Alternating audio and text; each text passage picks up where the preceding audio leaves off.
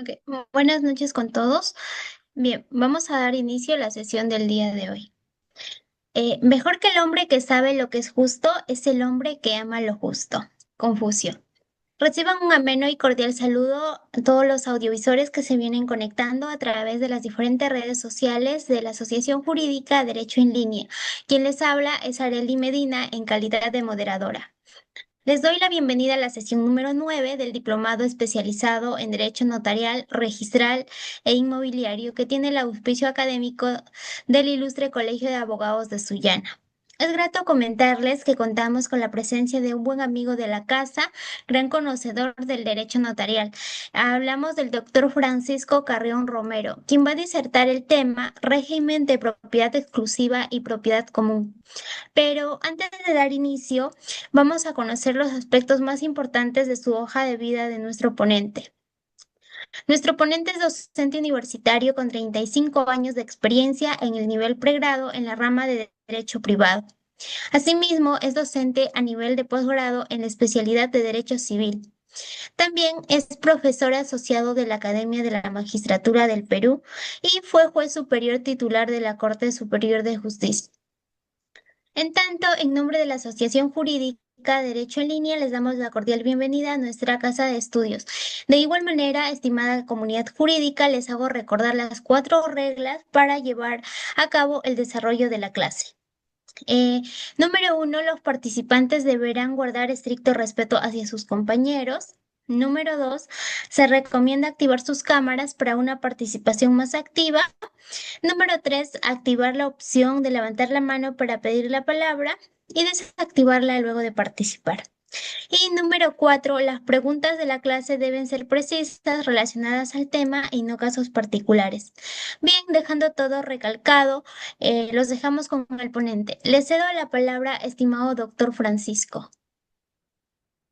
Muchas gracias por tu presentación, estimada amiga de la Asociación Jurídica Derecho en Línea. Agradecerles la oportunidad para compartir algunas ideas que el profesor Francisco les ha traído con relación a la propiedad horizontal en el Perú. Quisiera comenzar refiriéndome a lo siguiente. Nosotros en la ciudad en donde vivimos, cada uno de ustedes, observa, aprecia cómo nos organizamos para vivir, cómo nos organizamos en los espacios, en el territorio, para realizar nuestras actividades económicas. Encontramos unidades que se construyen de manera particular, se organizan en lotes, se urbaniza un terreno, se lotiza y se construye en cada lote un inmueble, un predio. Predio que puede servir para vivir, vivienda, para negocios, para diferentes usos. Pero también observamos que hay, por ejemplo, edificios de 10, 15, 20 pisos. También encontramos que hay centros comerciales. Hoy día los centros comerciales se han difundido como Saga, Falabella y diferentes centros comerciales que están a nivel de todo el Perú. Centros comerciales. Pero también encontramos centros comerciales no como Saga Falabella o Ripley, sino encontramos centros comerciales de comerciantes, de pequeños empresarios, emprendedores, que se organizan también en centros comerciales. También encontramos quintas. Eh, Estamos pasando por alguna avenida y a la derecha o a la izquierda apreciamos que hay una reja, ¿no? Y que para ingresar nos solicitan que nos identifiquemos, porque eh, ellos residen en una quinta. Muy bien, entonces nos preguntamos, ¿y cómo se organizan estos edificios de vivienda, los edificios de oficinas, las tiendas, los centros comerciales, las quintas?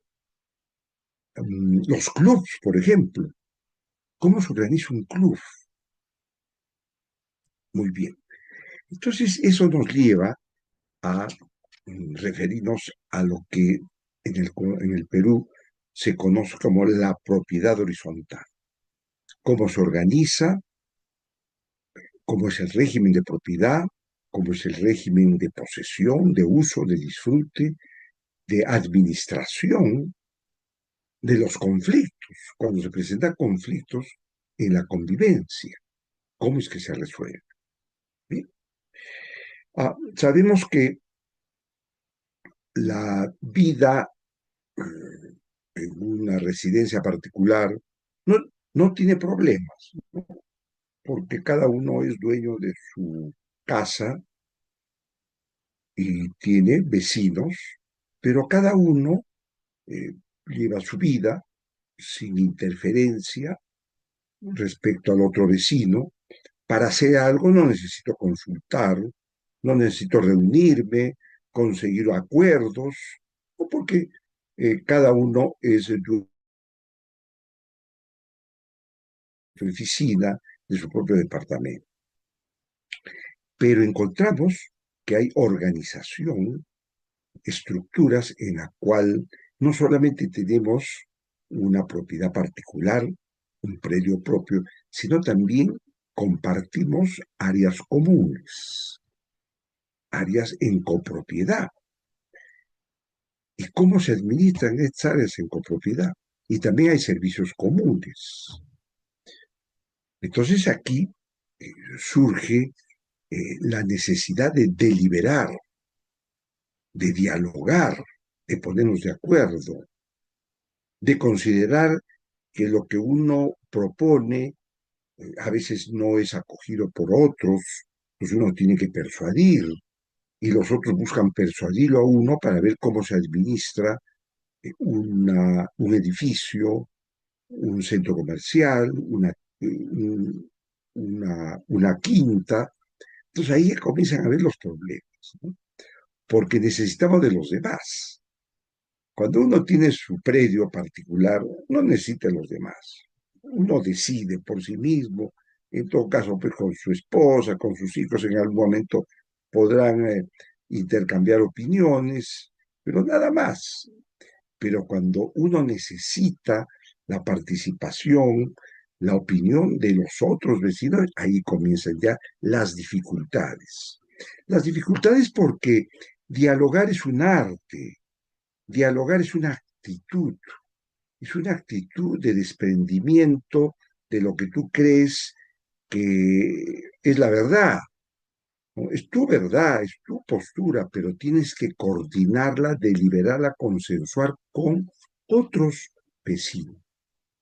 Y eso es difícil.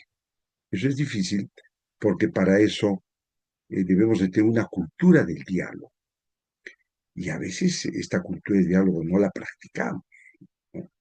Eh, Hablamos, pero no escuchamos al otro, porque estamos viendo, estamos esperando para intervenir lo que nosotros pensamos, pero no nos damos, no, o sea, dicen que para el diálogo tenemos que aprender a tener silencio. Y miren, el silencio no solamente es no hablar, el silencio es poner tu mente, tu cerebro, tus neuronas en atención al otro, porque yo puedo estar mirando al otro y el otro pensará que lo estoy escuchando, pero en realidad no lo estoy escuchando, sino lo que estoy haciendo es pensar de cómo voy a defender mi idea, cómo lo voy a refutar, ¿no? Cómo voy a juzgar su idea. Entonces, dialogar es un arte, es una aptitud, es una actitud. Entonces, miren, he querido empezar por aquí porque ese es el problema cuando hay vivencia colectiva. Hay vivencia colectiva. Por eso se dice que, por ejemplo, la copropiedad es un régimen transitorio. Varios somos propietarios de un inmueble, pero eso es transitorio, porque finalmente debemos ir a la partición para que cada uno sea propietario de lo suyo. y no tenga pues que deliberar con el vecino, con el otro. Esto, por supuesto, parte de una cultura un poco individualista y hoy día la necesidad de radicar en la ciudad y ubicarse en un lugar para poner una oficina de abogado, una oficina, un comercio, una vivienda, eh, necesitamos, porque el espacio pues no es muy grande, ¿no? Llega un momento en que ya la ciudad, hacia dónde más va a abarcarse. Comenzamos a destruir nuestro campo, nuestra, nuestro verde, ¿no? Nuestras chacras, el oxígeno que nos dan, el paisaje, la campiña. Entonces, la regulación municipal le dice a los promotores, alto, alto, no, ustedes no pueden hacer eso. Entonces no queda otra cosa que construir para arriba. Y construimos para arriba y vivimos en el piso 5, 9, 10, 20, piso 20, vivimos, correcto, ¿no? Entonces, este es el ámbito real sobre el cual vamos a trabajar. Muy bien, con esta breve introducción vamos a presentar una diapositiva que nos va a ayudar para trabajar con ustedes. ¿Sí? Muy bien, estamos entonces al frente de esta diapositiva donde decimos la propiedad horizontal en el Perú. ¿Qué vamos a hacer? Vamos a hacer una comparación. Ese es el propósito de esta exposición. Hacer una comparación con la ley vigente, la 1627-157, su reglamento, con el decreto legislativo 1568 de modernización, de actualización de la propiedad horizontal, que ha sido promulgado, publicado, pero no está en vigencia. Y no está en vigencia porque se está a la espera de que se apruebe y publique el reglamento de este decreto legislativo que ha sido prepublicado y que está siendo compartido con los diferentes estamentos sociales para recoger la opinión. Esto lo está dirigiendo el Ministerio de Vivienda, pero ya tiene su tiempo, porque el decreto legislativo 1568 es del año 2023. Y miren, ya estamos en 2025 y todavía no se expone el reglamento, ¿no? Entonces yo creo que aquí, no sé, hay una demora ya un poco no muy justificada, no muy justificada. Necesitamos ese decreto legislativo que entre en vigencia por lo que vamos a ver a continuación. Correcto. Entonces vamos a ver unos breves antecedentes.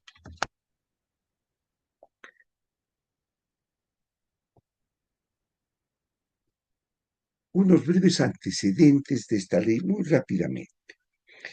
Tenemos la ley 10.726. Ese es el antecedente más cercano, porque hay también algún otro antecedente más antiguo, pero creo que este es el que más es del 1946, del 1 de diciembre.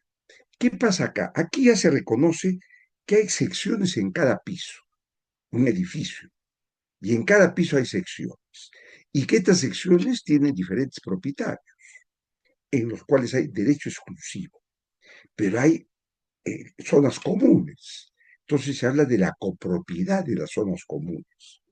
Hay que votar, hay que tomar decisiones, y estas decisiones se toman en función al valor que cada eh, sección tiene, al valor de cada sección.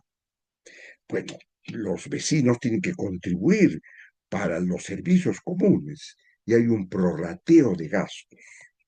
Hay una junta de propietarios.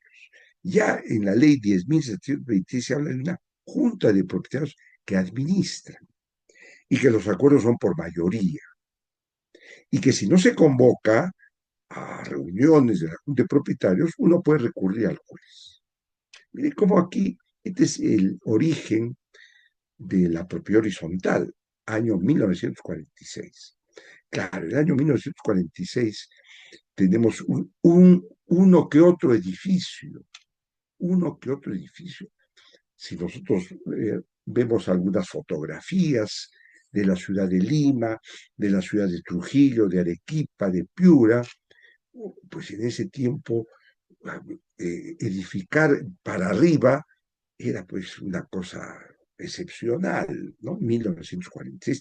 Pero eh, como nosotros siempre recibimos la influencia extranjera, ya en el extranjero se comienza a edificar propiedades verticales. Entonces los legisladores se adelantan, se anticipan a lo que luego ha venido. Esta ley tuvo su reglamento 25 de 1959, y aquí ya se denominó propiedad horizontal. Pero ustedes dirán, propiedad horizontal, profesor Francisco, pero horizontal es lineal, no es hacia arriba, sino es hacia los lados. Bueno, pero así se le llamó, propiedad horizontal, cuando en todo caso podría haberse llamado, y en un inicio, propiedad vertical. Y más adelante, cuando ya vienen las quintas, los centros comerciales, donde no se construye para arriba, sino se extiende horizontalmente, podríamos hablar de una propiedad vertical y propiedad horizontal. Pero bueno, se adoptó el concepto, la expresión de propiedad horizontal, porque este concepto está conocido a nivel internacional, ¿no? El derecho comparado se habla de propiedad horizontal. Entonces, para que los extranjeros cuando vengan aquí también rápidamente conozcan, se pongan al día de cómo aquí se organizan el espacio territorial, entonces se adopta propiedad horizontal. Aquí, por ejemplo, se dice que la azotea y el sótano, que son dos espacios de mucho conflicto y de mucho interés. ¿Cómo administramos el sótano y cómo administramos la azotea y los aires? Dice, pueden ser exclusivos por acuerdo unánime. Pueden ser exclusivos, pero por acuerdo unánime. Hay un reglamento ya. Este decreto supremo habla de un reglamento interno. Se habla de acuerdos de 2/3 de votos, que es similar al que actualmente tenemos, el 66.66%. Se constituye por escritura pública y se inscribe en los registros públicos. Mire, 1959. Luego tenemos el decreto ley en el gobierno militar del 14 de marzo, el decreto ley 22.112, año 1978, y su decreto supremo 1971, 019-1978. Aquí ya se establece que es obligatorio el régimen y se extendió a quintas. Ya comienzan a surgir las quintas. Los porcentajes ya no es de acuerdo al valor, sino es de acuerdo al área techada. A mayor área techada, mayor participación. Aquí hay una crítica que se hace y se dice, pero hay muchos ambientes que no tienen área techada. Entonces quiere decir que se tiene menos porcentaje. Esto tiene que ver para la votación, porque al momento de la votación uno vota de acuerdo al porcentaje que tiene. Bien, esa es una situación que se ha mantenido. Y ya el sótano y las azoteas ya no son pues exclusivas en principio, al contrario. El sótano y las azoteas son en principio comunes, salvo disposición del reglamento.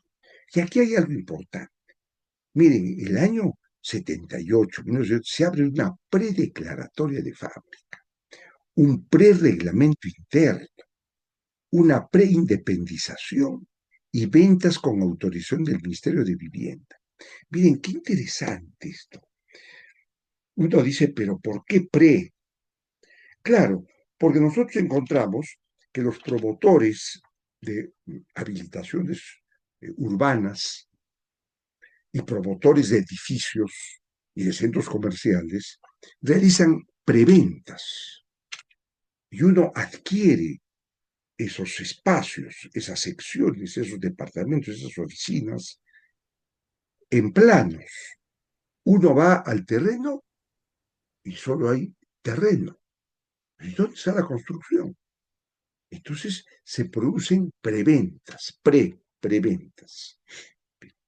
Entonces, para que haya seguridad en la adquisición de lo que a futuro se va a comprar, porque allá estamos acá jurídicamente en lo que se llama la compraventa de bien futuro.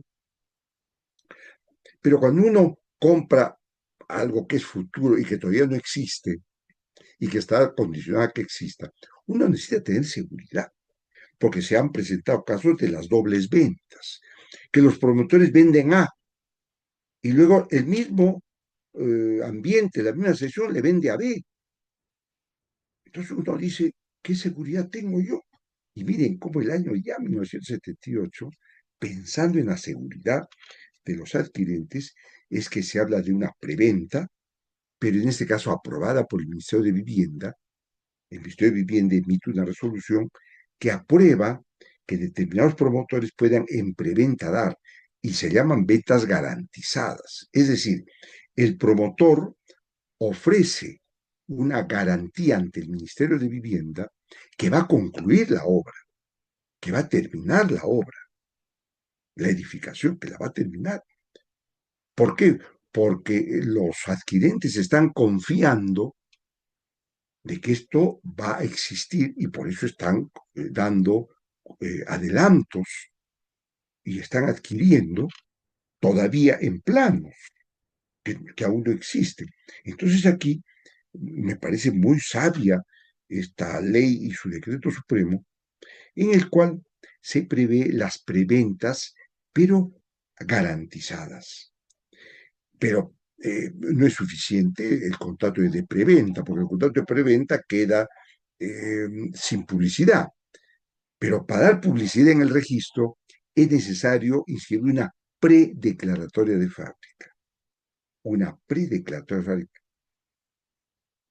En este caso de edificios, pero también en otro ámbito podemos hablar de lotizaciones, ¿no? En una urbanización, no de edificios, también se ingresan pre-lotizaciones, etcétera, ¿no? Pero bueno, estamos en edificios, en propiedad horizontal. Una predeclaratoria de fábrica y hay un prereglamento y preindependizaciones. ¿Qué cosa quiere decir esto? Quiere decir que en el registro existe una declaratoria de fábrica de un edificio que aún todavía no existe, pero hay una distribución, se establecen las especificaciones técnicas, las áreas, cuántas oficinas habrán, cuántos departamentos, pero todo en planos, no existen todavía. Y así se inscriben en los registros públicos.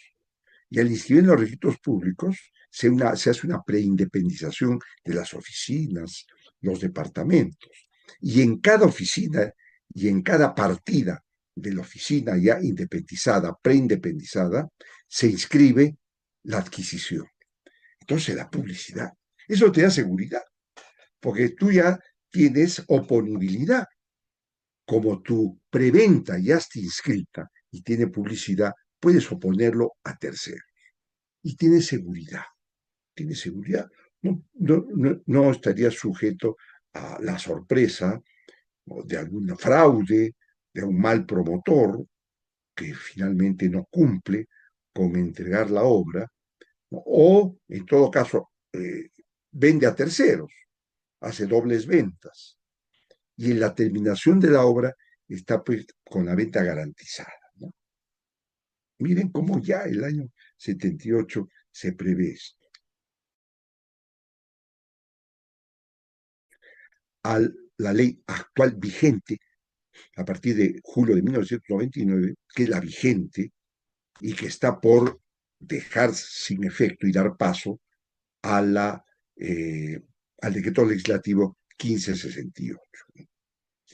Muy bien, ese es brevemente un repaso en el tiempo de cómo este régimen, esta llamada propiedad horizontal, ha evolucionado.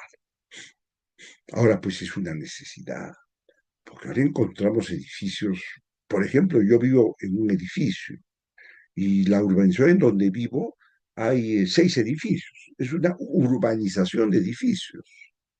Miren, una urbanización de edificios. Y así encontramos centros comerciales, eh, quintas, en donde hay casas, pero tienen un parque común, accesos comunes, tienen algunos servicios comunes. Entonces, esto ya hoy día lo tenemos difundido y era pues una necesidad actualizar esta ley 27157. Bien, entonces ahora vamos a pasar a conocer por qué es que se dicta este decreto legislativo 1568-2023, ¿no es cierto? Eh, el Ministerio de Vivienda habla que esto se ha vuelto en un problema público, efectivamente, porque la ley 27157 del año 99 y al año 2023 que se dicta han pasado, pues, miren, 23 años. Y en 23 años ha habido un desarrollo económico, un crecimiento económico y por ende el surgimiento de se ha extendido, se ha masificado este tipo de regímenes, de estructuras de propio horizontal. Muy bien, primero, ¿qué cosa nos dice la exposición de motivos del decreto legislativo? Les preocupa la paz y la tranquilidad de los propietarios. Esa es una finalidad que tiene esto. Queremos paz y tranquilidad en los propietarios y en los poseedores de estas unidades que comparten bienes y servicios comunes. Primer objetivo, primera finalidad. La causa. ¿Por qué? Porque es un problema. Porque los propietarios incumplen obligaciones en relación a sus unidades inmobiliarias. Incumplimiento de los vecinos. Hay buenos vecinos, cumplidores, pero hay malos vecinos, morosos, que no cumplen, que no respetan la propiedad común. Entonces, ahí se perturba pues, la paz y tranquilidad. Entonces, se observa que esta ley 27157 no es suficiente para garantizar aquello. Luego, se restringe o limitan de manera desproporcionada el uso, el disfrute, la disposición de los bienes. Pero ¿quién restringe? ¿Quién limita?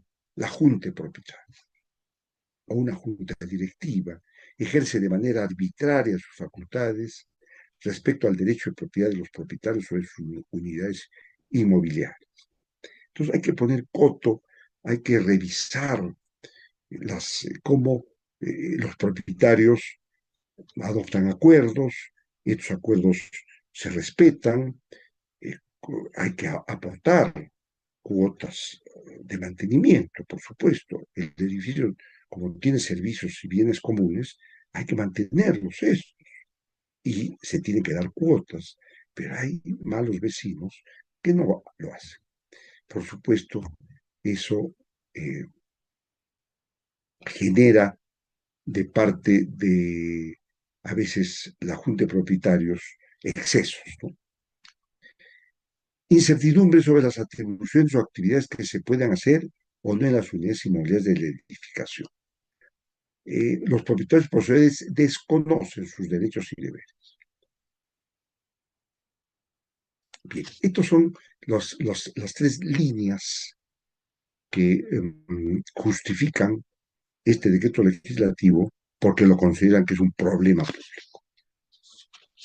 Muy bien, entonces ahora vamos a trabajar esta comparativa entre la ley 27157 del año 99 y este decreto legislativo que está por ingresar en vigencia a partir de casos prácticos. Primero, primer caso práctico, juntas y reglamentos internos no formalizados. La realidad ha ha mostrado a los legisladores que hay mucha propiedad horizontal informal. ¿Y qué hacemos con la informalidad? De alguna manera hay que a través de una ley establecer derechos y obligaciones y una forma de organización, sin esperar que los vecinos se reúnan, acuerden el reglamento interno, lo lleven a escritura pública, vaya al registro público, pero previamente la necesidad de hacer una declaratoria de fábrica, ingresar al registro, y eso a veces no se hace. A veces los promotores lo dejan a medio hacer, no concluyen, no concluyen, eh, no hay recepción de obras, pero ya los vecinos están habitando. Entonces, ¿qué hacer? Entonces, es un problema. Entonces, el hecho es el siguiente. El edificio de los cipreses nunca inscribió su reglamento interno, ni la Junta. Hay una morosidad del 35%. No pagan los vecinos. Hay disputas por el uso del patio. Unos quieren usar para jugar su fulbito, otros quieren usar para hacer una reunión, otros quieren tranquilidad. Hay disputas. Surgen ruidos. De repente por ahí un vecino pues lleva su batería y su conjunto y comienza a practicar porque el fin de semana va a ser una presentación, hay ruidos, música alta, alto sonido, se invaden estacionamientos. Acordamos que cada uno tenga un estacionamiento, pero no hay reglamento interno, no hay junta, hay invaden en estacionamientos, hay basura en los pasadizos. Entonces el administrador, de hecho, hay un administrador que de hecho y corte el acceso al estacionamiento a los morosos. Los morosos no van a estacionar su vehículo. Preguntamos, ¿qué régimen aplicamos? ¿Puede el administrador restringir el uso de las áreas comunes? Entonces, las respuestas. La ley 2757 actual vigente solo establece reglas para formalizar. ¿Cómo formalizas tú tu propiedad horizontal? Pues no establece reglas de un reglamento interno, de una junta de propietarios. Es muy difícil ejecutar cobros por montos menores. Hay sanciones de hecho, pero generan nulidades y responsabilidad. Entonces, como que aquí la ley esperaba que las edificaciones pronto se formalizaran, pero eso no ocurre. Entonces, el decreto legislativo 1578 sí regula a las propiedades de hecho, la propiedad horizontal de hecho, y establece una ruta expresa para formalizar la Junta y el reglamento interno. Hay un presidente provisional que también actúa de administrador o podría también, por acuerdo de esta Junta, nombrar un administrador, contratar un administrador. Hay un manual de convivencia, dice, sin que eh, no haya inscripción en el registro. No hemos ido al registro. La edificación no ha ido al registro. No se ha independizado. No hemos inscrito el reglamento interno en el registro. Tampoco hemos inscrito nuestras adquisiciones independizadas. Pero mientras lo buscamos formalizar, necesitamos que haya reglas de convivencia.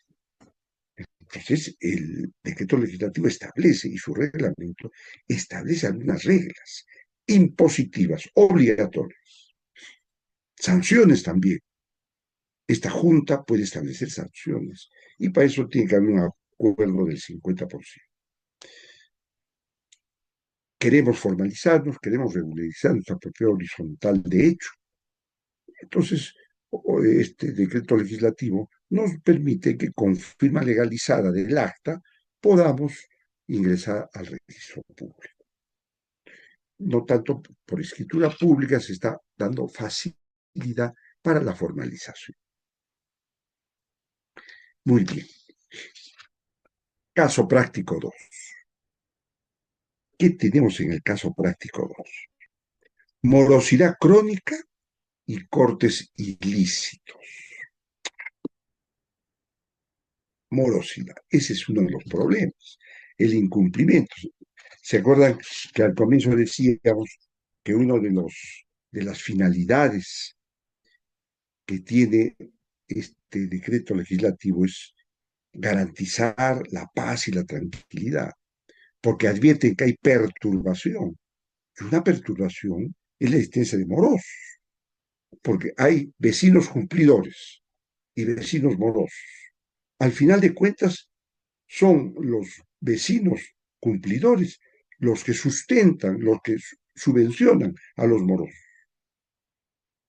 Y uno encuentra, pues, cuando, por ejemplo, tenemos también un departamento en la ciudad de Lima, familiar, un edificio, la urbanización en el distrito de Pueblo Libre con San Miguel, hay unos vecinos que deben 5.000, 10.000 soles, 15.000, 20.000 soles. O sea, es el colmo, cómo eh, viven a costa de los buenos vecinos. Cada uno diría, pero ¿y qué hace pues la Junta que no les inicia un cobro ejecutivo que sí está permitido? Con- pero, pero no lo hace, porque es un juicio, gastos, ¿quién va a ocuparse de eso? El presidente. El presidente es ad honorem, el presidente de la Junta de Protectores es ad honorem, tiene otras actividades. Entonces, claro, podrían nombrar abogados con poder y los abogados encargarse de hacer eso. Sí, hay esa solución cuando hay un atraso, una mora grande. Pero si uno se atrasa una cuota de 2, 3, por ejemplo, que se pague 250 soles mensuales, 200 soles, 150, 100 soles, y hay un atraso de 3 meses, son 300 soles, 400 soles, iniciar un cobro judicial por 300 soles, 400 soles más es lo que va a cobrar el abogado. Es un problema. Bien, entonces, ¿qué cosa tenemos? Tenemos lo siguiente. En Torre Azul 20, propietarios deben 10 meses. La directiva decide cortar el agua de las unidades morosas y publicar su lista con fotos en el lobby. Miren, que si no pagan las cuotas, porque muchas veces en el recibo del mantenimiento está el agua, porque los medidores no se han independizado, sino es un solo medidor para un edificio. Y si son varias torres, por cada torre un medidor. Entonces, eh, hay estos 10, 20 propietarios que no pagan su mantenimiento, deben 10 meses y por ende no pagan también el agua. Pero la directiva lo que decide es cortar pues, el agua. Hay un corte de agua. Lo que a veces suele hacer la empresa la empresa que administra y distribuye el agua. Por ejemplo, aquí en Arequipa es Sedapar, en Dime Sedapal, en Piura y en otros lugares también hay una empresa que es del Estado que administra el agua. Entonces, decir la directiva cortar el agua. Y es más, publicar su lista con fotos en el lobby.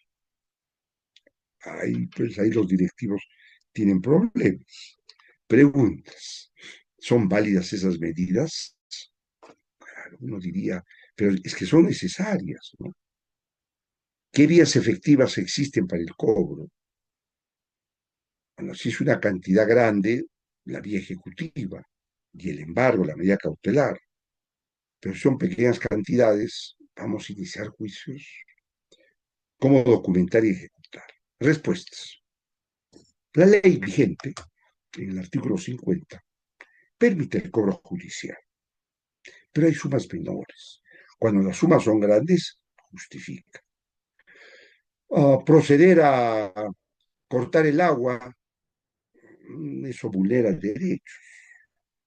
Hay sentencias del Tribunal Constitucional que dice que no se le puede cortar el agua, no se le, porque el agua es un derecho fundamental.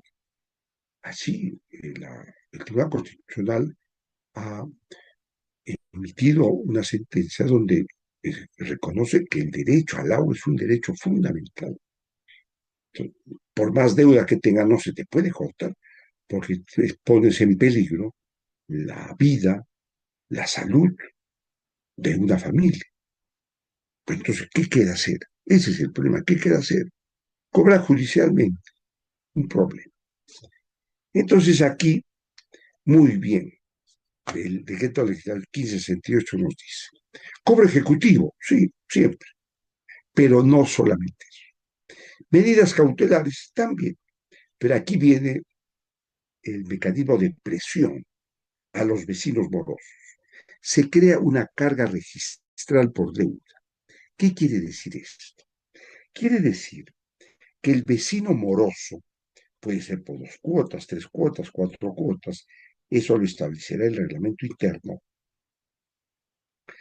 A solicitud, perdón, por acuerdo de la Junta de Propietarios, se inscribe una carga en la partida registral del predio, del moroso, a través de un acto notarial o puede también una acta certificada notarialmente, se presenta al registro público para que se inscriba una carga y se publicite. Entonces quiere decir que si mañana un tercero quiere contratar sobre ese departamento, sobre esa oficina, va a encontrar que hay una carga, y una carga de un vecino moroso. Entonces, claro, el tercero que va a contratar con ese vecino moroso, pues va a tomar sus medidas, sus precauciones, hasta después, hasta de repente se va a desanimar y no va a contratar con ese vecino. Algo más. Entonces, es la búsqueda de medidas disuasivas, de medidas de desincentivo. Se ha creado un registro de deudores en el Ministerio de Vivienda. Se llama REDE. Aquellos vecinos morosos se les lleva al registro de deudores y ese registro de deudores se comunica a la Superintendencia de Bancos y Seguros. Por lo tanto, las entidades crediticias, entidades comerciales que quieran contratar con estos vecinos van a encontrar que están registrados en este registro de deudores morosos. Entonces, los bancos no van a prestar, porque el banco va a decir, si una cuota de 200 soles, de 100 soles, de 300 soles, no puede ser pagada y se le acumula a este señor, menos pues nos va a pagar. Entonces, está bien, hay un cobro ejecutivo, pero a través de esta carga registral en el inmueble, en la partida registral del inmueble, y una inscripción en el registro de deudores, que son públicos, claro, nadie va a querer estar ahí. Nadie va a querer estar ahí. Serán pocos los sinvergüenzas, los que no tienen escrúpulo ni respeto por sí mismo, que dirán, bueno, pues ya, ¿qué voy a hacer? Pero son los menos. Pero aquí se desincentiva. Esto es muy bueno. ¿Qué más tenemos? Caso práctico 3. Obras en unidades. ¿Qué pasó? Propietarios del departamento 402 derribó un muro interno y cambia ventanas visibles desde la calle. La Junta le niega y le dice, pues, oye, ¿usted por qué está haciendo eso? Entonces el propietario del 402 le dice, bueno, ¿por qué eso yo lo estoy haciendo en mi predio, que es propio? que es particular, que es exclusivo. He derribado un muro interno, pues, y tengo acá mi licencia. Y ventanas. ¿Por qué pues estás cambiando esas ventanas si debemos de mantener un diseño? Bueno, porque me parece que ese diseño que ustedes quieren imponer, no pueden imponérmelo a mí. Entonces se defiende, se defiende. Entonces las preguntas que hacemos es, ¿qué obras requieren autorización? Vamos a pedir autorización para hacer modificaciones en nuestro predio exclusivo. ¿Cuál debería ser la motivación para una negativa? Eso quiere decir que puede la Junta de Propietarios negar que yo en mi predio, que es lo mío, propiedad privada, pueda hacer alguna modificación. ¿Cuál es el quórum? Respuestas. El actual ley 27 no dice nada, guarda silencio sobre él. Bueno, se recurre a analogías de cómo se resuelve en una asociación. Ah, pero no está pues reglamentado y hay litigios. Pero nuestro decreto legislativo 1568, muy bien, en su artículo 19, distingue qué obras requieren de acuerdo. Por ejemplo, quiero modificar la fachada. Por supuesto, señor, hay que mantener el diseño. Usted no puede hacer lo que quiere hacer porque contradice y se desuniformiza totalmente nuestra fachada. La estructura. Usted, ¿cómo va a derribar un muro interno? Usted derriba ese muro interno, pero ese muro está sosteniendo a los departamentos y oficinas superiores. Usted no puede hacerlo, no puede hacerlo. O el uso, se cambia el uso.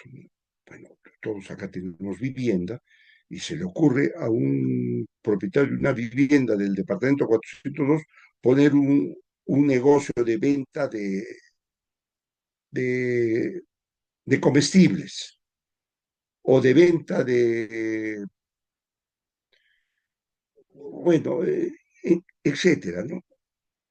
Se le ocurre poner una heladería, por ejemplo, ¿no? No puede, oye, usted no puede cambiar eso, ¿no? Porque el reglamento dice que hay que respetar el uso. Entonces, usted tiene que pedir autorización. Pero la negativa también tiene que ser motivada. No puede haber, no es porque no me gusta. Oye, usted no me gusta lo que usted está haciendo en su departamento. No, eso no puede ser, ¿no? Entonces, hay vías de impugnación. Esto se regula y esto está muy bien. Y hay obras menores que no requieren acuerdo. Muy bien.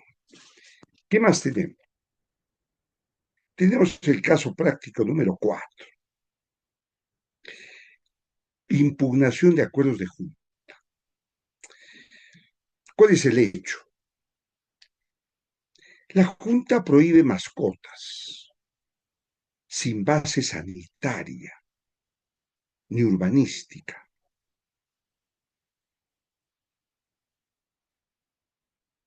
Una propietaria impugna. Dice, ¿por qué? Hoy día, como ese contacto que tiene el ser humano con la naturaleza, y parte de la naturaleza son los seres vivientes, y en especial hay ciertos seres vivientes, animalitos, como una mascota, un perrito, un gato, que tienen, como seres vivientes que son, a los cuales no les podemos desconocer que tienen un grado de conciencia animal. También podemos desconocer que tienen un grado de emoción, de afecto. Oye usted, ¿cómo es eso? Por supuesto. ¿Por qué debemos creernos nosotros, la especie humana, que somos los únicos que podemos tener un grado de cognición y conciencia, de inteligencia o de emoción, de sentimiento? Los únicos. Bueno, seremos los mejores de los seres vivientes, pero a veces alguien dice, eh, esta mascotita, qué cariñosa es, cómo la quiero. Hay un apego. Hoy día vemos que una señora, un señor ingresa a cualquier establecimiento con su mascotita en la mano, en sus brazos, o vemos pasar un vehículo y la mascotita está en la ventana, ¿no? Como queriendo saludar. Entonces, hay toda una, yo digo, un reencuentro con la naturaleza, un reencuentro con los seres vivientes distintos a los seres humanos, en donde uno encuentra afecto, apego. Entonces uno quiere tener pues su mascotita. Su mascotita. Ah, bueno, pero también yo quiero tener un perro grande, un Doberman, o esos, esas razas grandes, un, bueno, ¿hasta qué punto, no? A ver, convivencia pacífica. Vamos a ver, ¿hasta dónde es esto, no? Bien, preguntas. ¿Existía alguna vía de impugnación para la señora que quería tener una mascota y que le negaron? Bueno, deben haber parámetros de razonabilidad. Hay que, por ejemplo, hoy día para las personas que tienen limitaciones en su movilidad, principalmente limitaciones en la vista, tenemos los perros guía que, caray, tienen un desarrollo, yo diría, de conciencia, de ubicación extraordinario. Y nosotros trabajamos un caso en la universidad, ¿no? Hay jurisprudencia de cómo el Tribunal Constitucional ha resuelto ante la negativa de un centro comercial para ingresar una persona que tenía limitación en su vista, no lo dejaban ingresar con su perro guía y le decían, usted no entra con su perro guía, porque acá tenemos nosotros personal capacitado para que usted lo guíe. Oiga, decía el señor que tenía esta restricción, le decía, oye, usted, no, no, yo no quiero perder autonomía. A mí me ayuda, me acompaña mi perro guía y siento que no necesito de otra persona porque yo quiero mantener mi autonomía. Y esta autonomía, mi independencia, la adquiero a través de mi perro guía. Y el Tribunal Constitucional lo aceptó, dijo no, pero un perro guía es un perro que tiene una capacitación y que tiene una certificación. Y para que la autoridad otorgue esa certificación, el perro tiene que pasar por una serie de pruebas y capacitación. No cualquier perro es un perro guía, es una raza especial que debe tener determinadas cualidades para que tenga esta cualificación de perro guía, por ejemplo. Pero bueno, no hablemos del tema del perro guía, porque el perro guía ya el Tribunal Constitucional ha resuelto y ha dicho, por supuesto que sí, porque son perros no agresivos de ninguna manera. Esa es una, por ejemplo, de las características que debe tener el perro guía. No agresividad, cero agresividad. Está para guiar a la persona que tiene esta limitación y es extraordinario porque lo lleva por la vereda, llega a la esquina, ¿no? Y el perro dice, no paso porque todavía hay luz roja. Uno dice, pero ¿cómo es esto? Que el perro se da cuenta que hay luz roja, pues está capacitado para eso. Y cuando ya hay luz verde, pasa la luz verde, lo guía por una... O sea, es algo extraordinario, ¿no? Lo que puede un ser viviente, distinto al ser humano, lo que puede ayudarnos a nosotros, que de repente tenemos alguna limitación por el destino de la vida, ¿no? Bien, pero acá estamos de mascotitas. Entonces, ¿cuál es la respuesta? La ley 27157 no dice nada. No dice nada sobre la impugnación. No habla sobre eso. Y se intenta, cuando habían conflictos y estos llevaban al ámbito judicial, se utilizaba el artículo 92 que es aplicado para las asociaciones. Pero el decreto legislativo 1568 sí establece una regulación en el artículo 29 de una impugnación judicial arbitral en caso de este tipo de negativas. Pero aquí, poco que esto me llamó la atención, recordemos que en el decreto legislativo 2212 del año 78 había un procedimiento administrativo para el reclamo. Primero era la Junta de Propietarios, después era el municipio y el Ministerio de Vivienda. Y había instancias. A mí me parece que fue una experiencia interesante. ¿Para qué recurrir a la vía judicial si puede recurrirse a la vía administrativa? Hoy día nosotros, por ejemplo, en los trámites no contenciosos, tenemos la vía notarial y tenemos también vía administrativa, Indecopi, por ejemplo, su salud, Indecopi, su salud, cuando hay reclamos ante los servicios de electricidad, servicios de telefonía, hay procedimientos administrativos. ¿Y por qué esta ley 27157 ha eh, eliminado, suprimido lo que la 22112 ya establecía como reclamos administrativos? No hay una explicación razonable. Entonces ustedes dirán, ¿y el decreto legislativo, este nuevo, 1568, contempla el reclamo administrativo? No, tampoco no lo contempla. No sé, yo creo que ha debido de contemplar este reclamo administrativo. Por supuesto, dirán, pero para eso está la conciliación.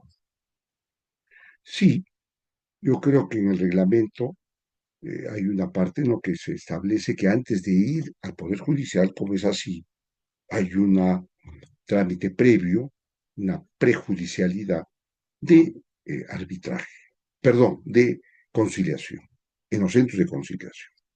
Bueno, creo que allí, en alguna manera, se evita judicializar estos conflictos. Muy bien. Entonces, yo aquí quiero exponerles el problema de las mascotas para hacer un break. Vamos a hacer una pausa porque ya estamos por la hora. Vamos a hacer un break de unos 10 minutos para luego continuar con estos casos prácticos. Pero antes de eso, quiero compartir con ustedes lo siguiente, una de jurisprudencia de las mascotas. Es muy interesante. A ver, hay una jurisprudencia de 1413-2017, proceso de amparo. Es un señor que le niegan, le han prohibido tener mascotas y la Junta de Propietarios ha acordado el no tener mascotas. Entonces el señor reclama y dice, pues, ¿por qué? No hay razón para eso. Y el Tribunal Constitucional razona de la manera siguiente. Primero, desecha la prohibición. Considera que la prohibición es una afectación al libre desarrollo de la persona. Interesante. Como hemos visto, uno se desarrolla con el acompañamiento de una mascota. Es parte de su libre desarrollo. Se le estaría afectando su libertad. Entonces ahí viene la contraparte, dice, pero no puede ser que cuando a la hora que todos subimos en el ascensor, siempre también los animalitos al nuestro, ¿no? Yo creo que de todas maneras podría haber un poquito en ese sentido, porque ustedes saben de que los perritos tienen un instinto de territorialidad, ¿no? Y un instinto de defensa y protección de su amo, llamémoslo así, o de su dueño, ¿no? Entonces podrían haber reacciones y uno puede tener un niño en ese momento en el ascensor, subiendo el niño. Entonces, el Tribunal Constitucional dice, entonces fijemos un horario en el cual de tal hora a tal hora pueden transitar los animales por las zonas comunes. Y hay otras horas en las que no. Entonces regulemos. Y dice sí a la regulación. No a la prohibición, sí a la regulación. Y ese es el precedente constitucional que tenemos actualmente vigente. Entonces, ¿qué pasa si en un reglamento interno de una edificación se prohíbe el tener mascotas? Ese acuerdo sería un acuerdo que transgrede este precedente doctrinario, es una doctrina jurisprudencial de cumplimiento obligatorio. Entonces, el vecino que se ve afectado por aquello puede utilizar esta sentencia 1413 de 2017, proceso de amparo, para primero persuadir a la junta directiva de la junta de propietarios de que está recusada la prohibición, pero en todo caso tiene que limitarse a una regulación racional, razonable, proporcional. Por ejemplo, por ahí se decía, ¿qué pasa de aquellos perros que son por su instinto y por su raza agresivos? Pues entonces tendrán que ir con bozal, pues, ¿no? Se les impondrá. Y a ciertas horas, pasarlos, pasearlos, ¿no? Porque podrían, pues, los niños verse intimidados, tener inseguridad, miedo en ese sentido, ¿no? Entonces, muy bien, correcto. Pero hay otra sentencia, un minutito, ya. Pero hay otra sentencia que se emitió el año 2023, en donde dice, sí, puede haber prohibición. ¿Cómo es esto? Prohibición.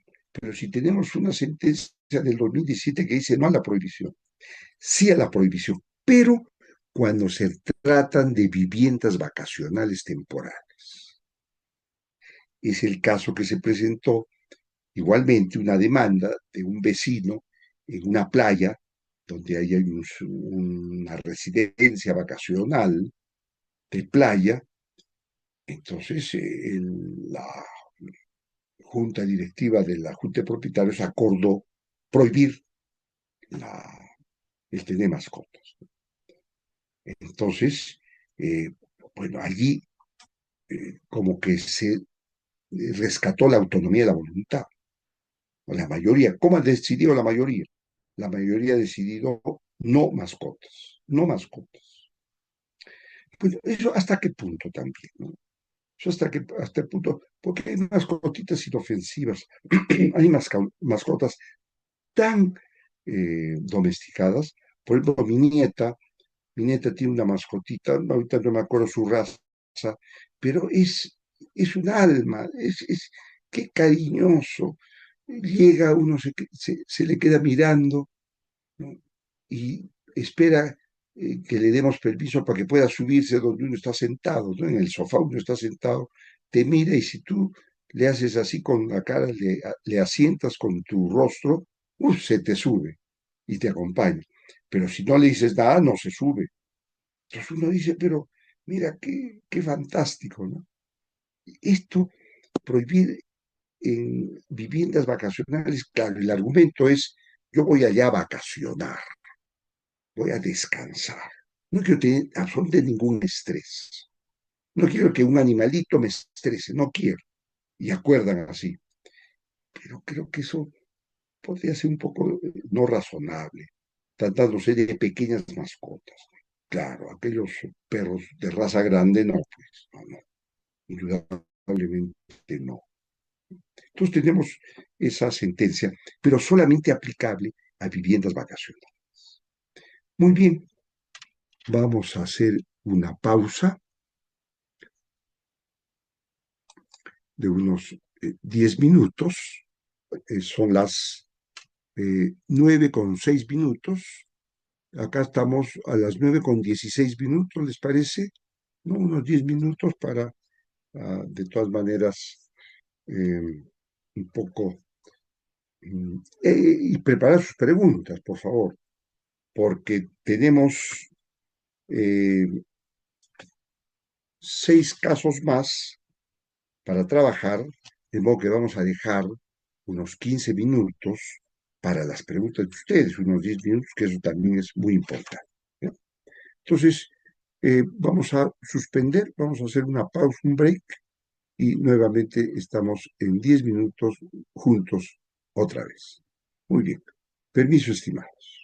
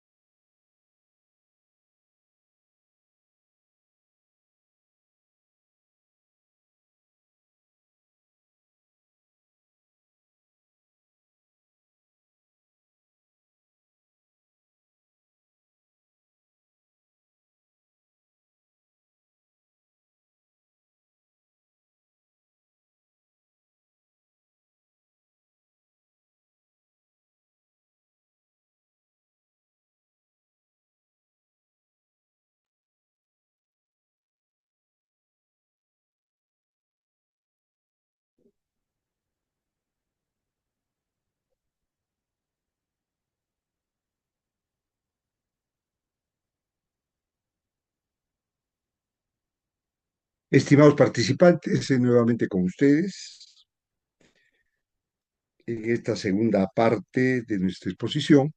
Vamos a analizar unos casos prácticos más para luego conversar con ustedes algunas preguntas que puedan tener. Bien, vamos a pasar al caso práctico 5.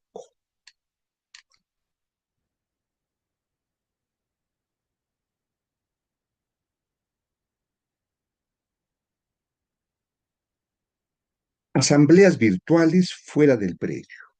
Es una cuestión muy sencilla, pero importante que el decreto legislativo lo ha considerado. Condominio grande no logra quórum presencial. La directiva convoca sesión virtual. Un grupo cuestiona su validez. Preguntas. ¿Se permiten sesiones virtuales híbridas actualmente? ¿Cómo convalidar acuerdos? Respuestas. La ley 27757 tiene un vacío. No considera las sesiones virtuales. Sin embargo, el Tribunal Registral de la SUNAR en el pleno de 2021 lo permitió, lo cual era razonable por ya las tecnologías y más aún con la experiencia vivida en la pandemia. El 1568, nuestro decreto legislativo, en su artículo 25, lo reconoce. Sesiones virtuales e híbridas. ¿Qué es híbridas? Los vecinos que quieren presencial asisten al lugar de la reunión y aquellos que no pueden asistir desde el lugar donde están participan virtualmente, ¿no? El caso práctico 6. Disposición de bienes comunes. Hechos. La Junta desea vender parte de la azotea para instalar paneles solares privados. A ver, como les decía al comienzo, estos espacios de sótanos y azoteas tienen mucha importancia. Sótanos, porque allí estacionamientos, depósitos, azoteas, los aires, el uso de los aires.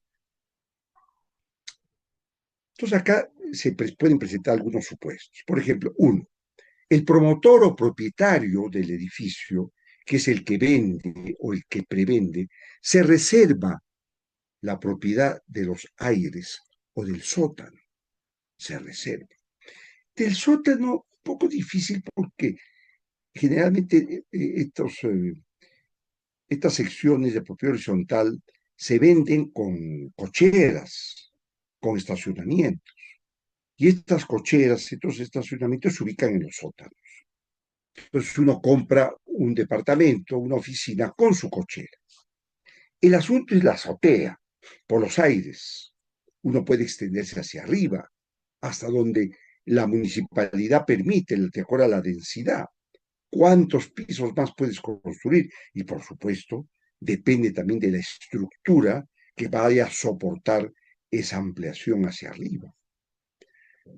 Entonces, el promotor se reserva.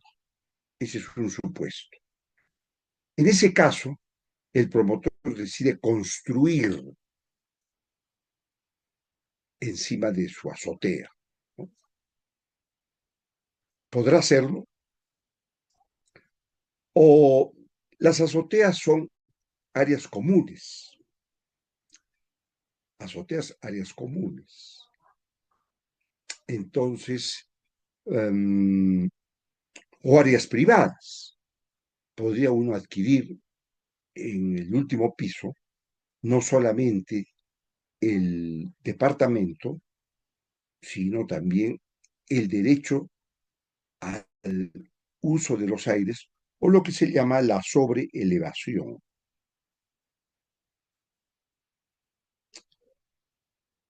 Entonces,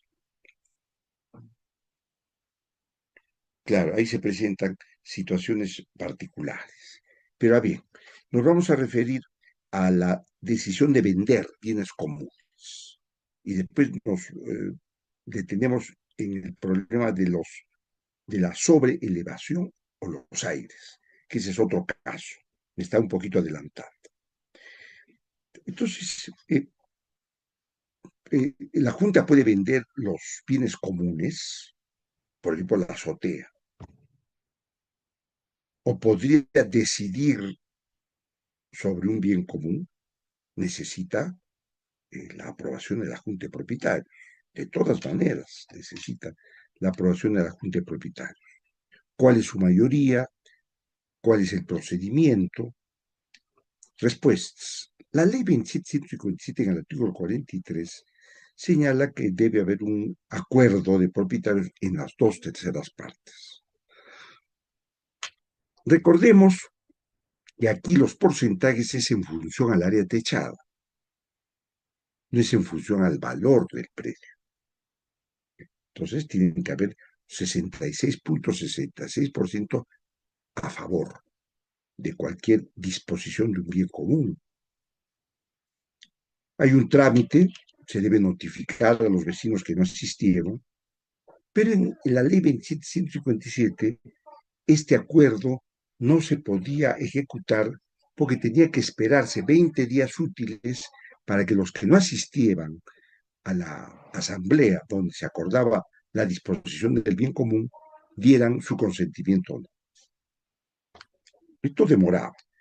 El decreto legislativo 1568 en su artículo 14 dice, ya no exige dos terceras partes como una votación calificada, que vendría a ser el 66.66% que reúnan los propietarios.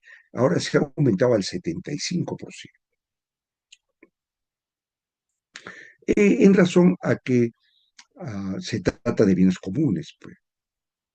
Entonces, tiene que lograrse una alta primera intervención. Es el 75%, no de los que asistan, es el 75% de todos los propietarios. ¿Eh? Ojo, miren, porque alguien diría, sí, es el 75% de votación de los que han asistido. No, es de todos los propietarios. Como ustedes verán, el, el nivel de la votación, el estándar de la votación es alta, porque se trata de bienes comunes. Pero, bueno, pero para antes tiene que hacerse la desafectación. Por supuesto, tiene que haber una justificación técnica de aquello. Luego se toma la decisión, por más del 75%, se notifica notarialmente a los vecinos que no han concurrido y, con una declaración jurada del presidente, se inscribe en los registros públicos. Pero hay bienes indisponibles, hay bienes que no pueden ser objeto de autonomía de la voluntad, no pueden ser objeto de acuerdos. Por ejemplo, los ingresos. ¿Cómo podemos desafectar un ingreso que es un bien común? Yo tuve un caso en la cual fui árbitro,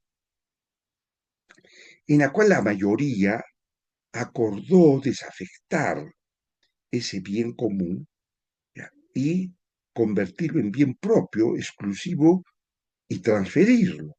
Un ingreso, un acceso, que podría también ser unas escaleras, pero bueno, no escaleras más, son unos accesos. Y este ingreso, este acceso de tener 2,5 metros se reducía a 1 metro, a menos de 1 metro. Entonces, se estaba cometiendo ahí un abuso, porque habían ahí conflicto entre los vecinos. Pareciera que la presidenta de la Junta de Propietarios, que tenía una mayoría del 66%, quería pues agredir, molestar, afectar a una vecina. Y tomé el acuerdo, porque dice, yo tengo 66% suficiente para tomar un acuerdo, y decidió cambiar el estatus de bien común a bien privado. Por supuesto, en la decisión que tomamos como árbitro, declaramos la nulidad de ese acuerdo, por supuesto, porque afectaba el derecho de tránsito, es un derecho constitucional, en la libertad de tránsito y el derecho de tránsito, el derecho de acceso a la propiedad. Pues, por supuesto, hay ciertos bienes que son indisponibles. Sigamos. Ahora trabajamos esto de lo que hace un momentito hablamos de las azoteas. ¿Qué tenemos? ¿Cuál es el hecho? El promotor retiene derecho, reserva, a edificar 2 pisos más sobre la azotea. Se reservó ese derecho. Años después se intenta ejecutarlo sin coordinar con la Junta sobre estos aires. Preguntas. La azotea es un bien común, pero se reservó como bien propio. ¿Puede hacerlo? Sí, por supuesto puede hacerlo. ¿Cómo opera el derecho de elevación a los aires? ¿Requiere acuerdo? ¿Cómo se publicita? ¿Se inscribe? Respuestas. La ley 27.157 no dice nada, sin desarrollo legal. No se pronunció sobre el tema de los aires. Por supuesto, surgían conflictos. Nuestro decreto legislativo, que está a la espera de su vigencia, en el capítulo cuarto habla. Se regula la sobreelevación, que es sobreedificar para arriba, por encima de la azotea, o subedificar para abajo, en el sótano. Puede ser sótano 1, sótano 2, sótano 3. Hay centros comerciales que tienen sótano 4, hasta sótano 5. Miren cómo utilizan la tierra, el terreno, para abajo y para arriba. Tienen derecho, tienen derecho. Pero tiene que haber autorización. Primero, autorización de la Junta de Propietarios, pero yo me he reservado ese derecho. Muy bien, pero ¿qué cosa vas a hacer ahí? Eso afecta el diseño, afecta al edificio, puede poner en riesgo la estabilidad del edificio. Entonces, tiene que haber autorización, tiene que haber una justificación técnica. Por supuesto, la municipalidad tiene que dar las licencias respectivas. Hay derechos de los competidores para oponerse. Y finalmente, hay publicidad registrada sobre lo que vaya a ocurrir con los aires, que estamos hablando de la azotea, o con el sótano, que vendría a ser el subsuelo y el sobresuelo. Muy bien. Otro asunto, paso práctico número 8, es en el cual se presentó un problema. ¿Cuáles son los hechos? Un conjunto de 12 casas optó por independización más copropiedad. Ese es el régimen que traía el decreto, la ley 2757 para optar por una propiedad horizontal, lo que se llamaba propiedad exclusiva y propiedad común, o un régimen de independización más copropiedad, bajo las reglas del Código Civil, sin propiedad horizontal. Entonces, ese régimen, los propietarios querían una piscina, una piscina común y también tener su seguridad. Pero no saben qué régimen aplicar y cómo aplicarlo. ¿Era útil este régimen de independización y copropiedad? ¿Qué ventajas prácticas tenía? Las respuestas. La ley 2757, en su artículo 38, estableció un régimen dual, optativo, que era poco operativo. En la práctica, casi nadie utilizó este régimen de independización y copropiedad. Se pensaba que este régimen era para las quintas, no eran para los edificios que se levantaban verticalmente, sino eran para las quintas que construían sus casas y tenían sus áreas comunes, sus servicios comunes, y podía funcionar el régimen de copropiedad. Pero es que el régimen de copropiedad del Código Civil no está diseñado para eso. Ese régimen está más diseñado para inmuebles, un departamento, grande, un terreno grande, un predio, una chacra,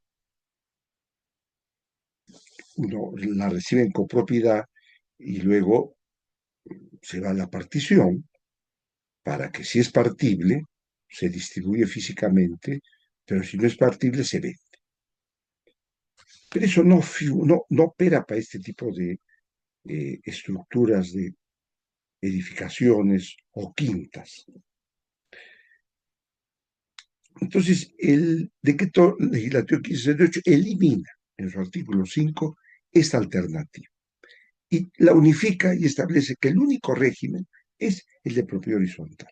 Y en efecto, porque era el que venía funcionando, ese de la copropiedad y cómo se llegan a acuerdos, no hay propiedad horizontal, junte propietarios, no tenía una regulación debida. Al final no se usó, cayó en desuso ese sistema, pero hoy estamos por la unificación que es todo propiedad horizontal. Muy bien, tenemos el caso práctico número 10. Caso práctico 10. Complejos con múltiples edificios. A ver, ¿cuáles son los hechos? La residencial, perdón, es el caso número 9. Caso número 9. Falta de subjetividad, representación de la Junta. La Junta contrata mantenimiento de ascensores y demanda a morosos. El juez cuestiona legitimidad. Aquí, ¿cuál es el problema? ¿Qué es la Junta de Propietarios? ¿Es una persona jurídica? No. ¿Es un comité? No. ¿Es una asociación no registrada? No. Entonces, ¿qué es? ¿Es una propiedad autónoma? No. Entonces, la naturaleza jurídica de la Junta de Propietarios está en el limbo, no se sabe qué es por la ley 27157. Y la Junta contrata, pero ¿cómo contrata si no es sujeto de derechos? Nosotros por el estudio de la persona y del acto jurídico, para contratar, para celebrar actos jurídicos, solamente los celebran quienes sujetos de derecho. Y se dice que es un centro de imputaciones, de deberes y obligaciones, que responden, que tienen responsabilidad patrimonial. Pero la Junta de Propietarios, bajo el régimen de la 27157, no es nada. Ese es un problema. Entonces, ¿cómo contrata? ¿Cómo adquiere bienes? ¿Cómo vende bienes? Conflicto, problemas. Entonces, el decreto legislativo 1568, en su artículo 21, le reconoce a la Junta como sujeto de derecho, no persona jurídica, sujeto de derecho. Es un centro de derechos y obligaciones. Sus actos que celebra son registrables. Sus actos que se registran tienen, por supuesto, publicidad. La Junta de Propietarios puede adquirir bienes, puede vender bienes, porque es sujeto de derecho. Responsabilidad patrimonial. Aquí sí hay un problema. La Junta de Propietarios decide comprar un determinado bien y no cumple. Los acreedores van a demandar a la Junta de Propietarios. Y si este incumplimiento ha causado daños, ¿Qué bienes responden? Generalmente la Junta de Propietarios tiene como bienes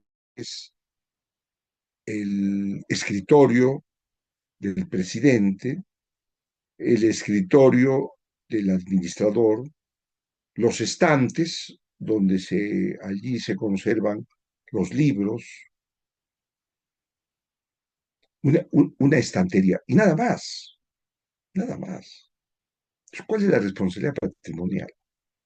Y el artículo 45 del reglamento, porque la ley nos lo dice, del proyecto de reglamento dice que también hay una responsabilidad solidaria con los propietarios. Entonces, esto alerta a los propietarios para participar, decidir, analizar todos aquellos actos que la Junta de Propietarios, a través de su Junta Directiva, adopta y que va a obligar a la Junta de Propietarios a asistir a las sesiones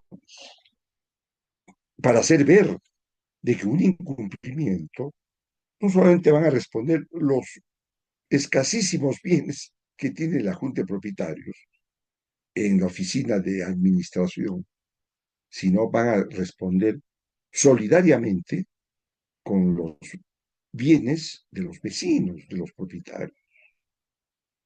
Entonces, eso hace ver que los propietarios tienen que participar en las asambleas en las cuales se adoptan decisiones, como es contraer obligaciones. Todo acto jurídico que supone contraer obligaciones pone en riesgo los bienes de los propietarios, porque ante un incumplimiento y que se cause daño, el resarcimiento va a ser dirigido a la Junta de Propietarios y individualmente a los propios propietarios. Entonces, esto es algo necesario, importante, pero que lleva a los vecinos a participar, a involucrarse y evitar que se vayan a adoptar por los directivos decisiones que vayan a generar incumplimiento y daño. Muy bien. Ahora pasamos al caso 10. El caso 10. Complejos con múltiples edificios. Esto no se daba antes. Por ejemplo, en Lima tenemos allí un departamento de la Torre 4. Quiere decir que este edificio, esta edificación tiene 4 torres. Cada torre tiene su propia junta directiva. Cada torre tiene su propio reglamento interno. Hasta ahí nomás se tenía. Pero ¿cómo administrar todo el edificio? Ahí había un vacío. Entonces, vamos a los hechos. En Residencial Alameda hay 5 torres, con sus juntas y sus reglamentos internos. Tienen garitas y jardines comunes. ¿Y quién los administra?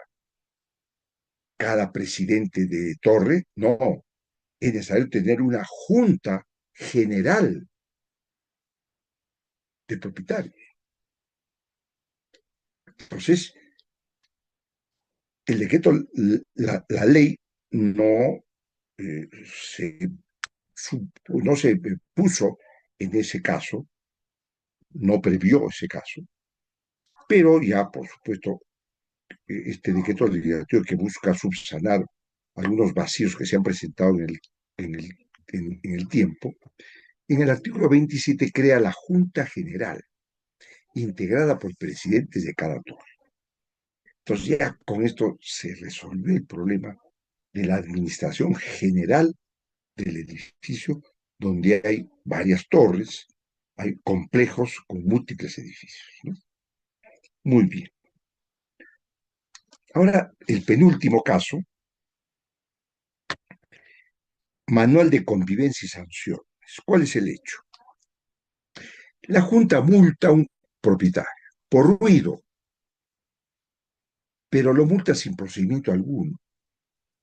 No hay tipificación de la infracción. Nosotros tenemos que en el derecho sancionatorio la sanción tiene que estar, primero la infracción tiene que estar prevista y la sanción tiene que estar prevista. No hay tipificación, no hay gradualidad, se le negó la defensa. Bien, preguntas. ¿Puede sancionarse sin reglas previas? La respuesta es no.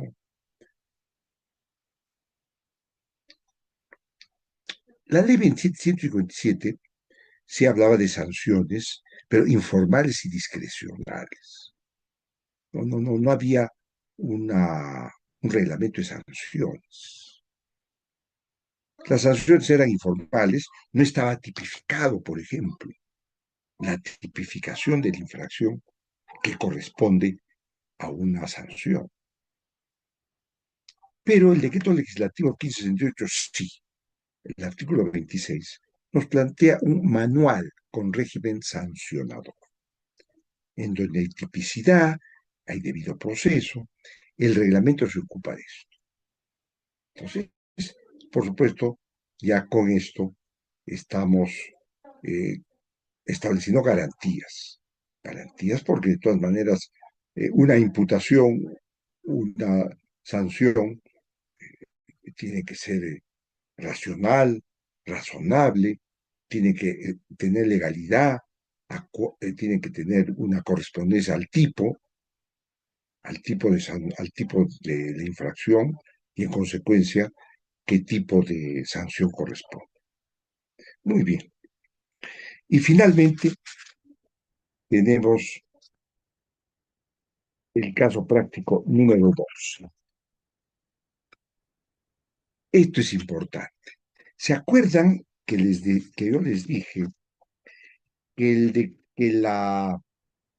el decreto ley 22.112 había pues establecido la predeclaratoria, el prereglamento interno, la preindependización y las ventas garantizadas con autorización de vivienda, para que aquellos interesados en comprar eh, bienes a futuro, son compraventas de bien futuro, no sean pues defraudados, engañados y estén en problemas judiciales.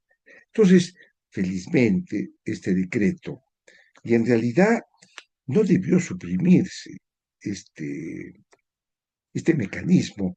Este no es un mecanismo, a ver, justamente la 22.112 introdujo este mecanismo en el año 78, pero en el año 99, razones no justificadas, suprimieron este sistema.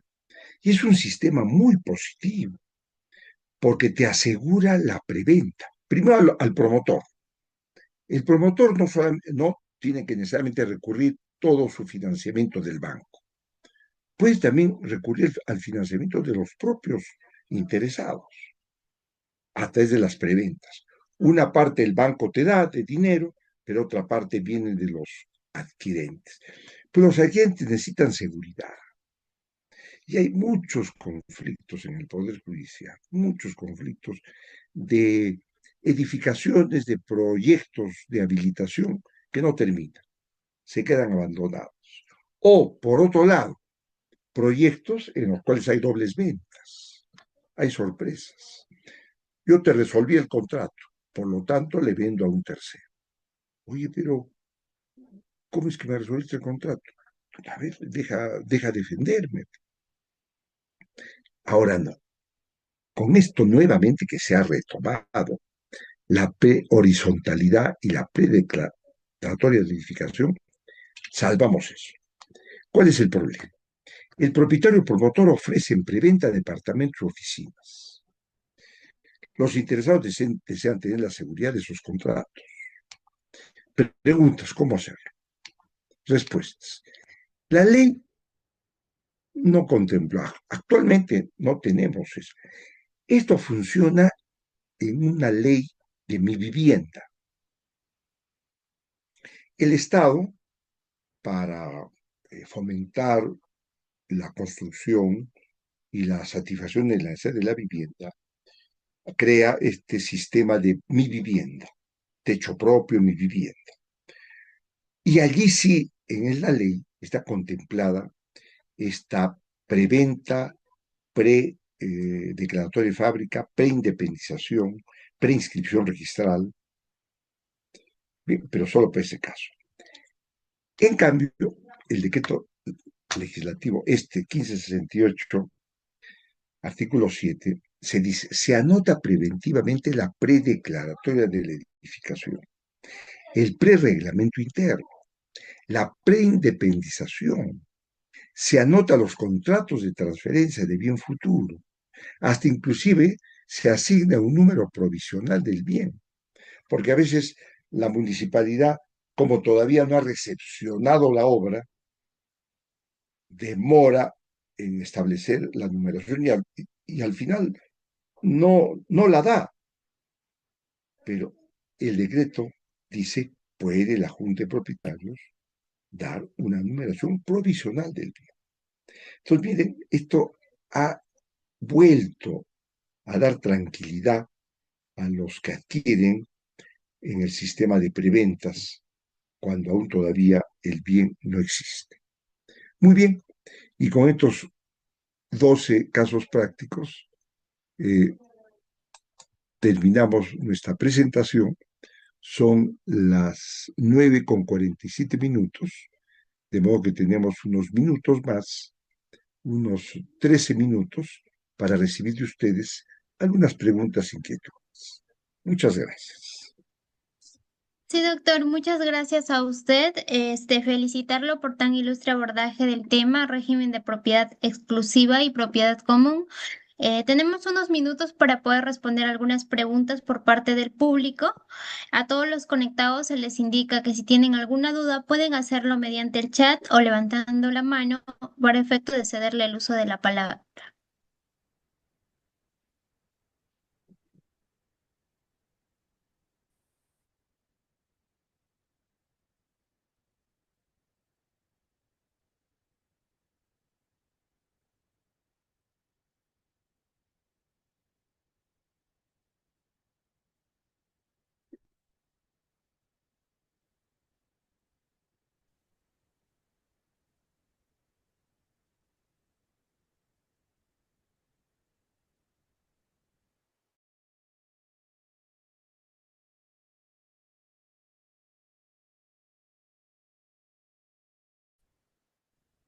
Muy claro a nuestros asistentes. A ver. Ujú, no Ojalá que tenemos sea ningún. así, ojalá que sea así, que todos se encuentren satisfechos con lo que hemos ofrecido y puedan, como estudiantes de Derecho y colegas abogados y profesionales del derecho, Sí, puedan doctor, personalmente también me revisar. quedó claro, muy bonita disertación del tema y pues reiterar nuestro agradecimiento, estimado doctor Francisco Carrión Romero, por su presencia y por ilustrarnos con su amplio conocimiento. Recuerde que la Asociación Jurídica Derecho en Línea siempre será su casa y esperamos seguir contando con su participación en ¿Mm? futuros eventos académicos. Ha sido un gusto ser su moderadora y pues hasta otra oportunidad, que tenga muy buenas noches. A ti, muchas gracias, estimados colegas. Para otra oportunidad será. Muy buenas noches.